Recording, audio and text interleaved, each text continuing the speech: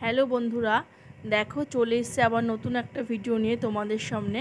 এখানে জলেশ্বরী মায়ের পুজো হয়েছিল, তো ভিডিওটা ছাড়তে একটু লেট হয়ে গেল। গ্রামের সমস্ত মায়েরা, বোনেরা, দিদিরা, দাদাভাই, দিদিভাই সবাই মিলে গ্রামে একত্রে দেখো আমরা কি সুন্দর মায়ের উদ্দেশ্যে গঙ্গা সাজতে যাচ্ছি।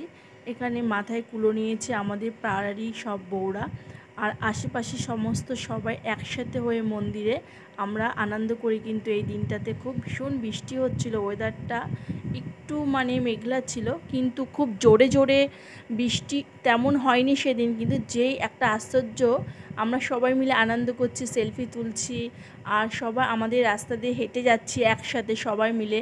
আর পেছনে বাজনা ছিল, আমরা কিন্তু কেউ ছাতাও নিয়েছিলাম না, ওয়েদারটা বেশ মেঘলা মেঘলা ছিল।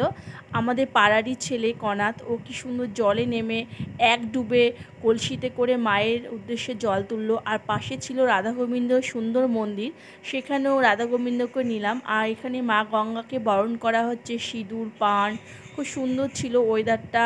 আর মেঘলা ছিল কিন্তু অবশ্যই, কিন্তু বৃষ্টি তেমন হয়নি। এটা হচ্ছে আমাদের মায়ের মহিমা। সারাদিন বৃষ্টি, যখনই আমরা সবাই জল সাজতে গেলাম তখন আর বৃষ্টি ছিল না। আর মন্দিরে এখানে মাকে নেমন্তন্ন করা হচ্ছে যে আমাদের পুজো হবে যেহেতু, আর এখানে এরা একটু আনন্দ শেয়ার করলো।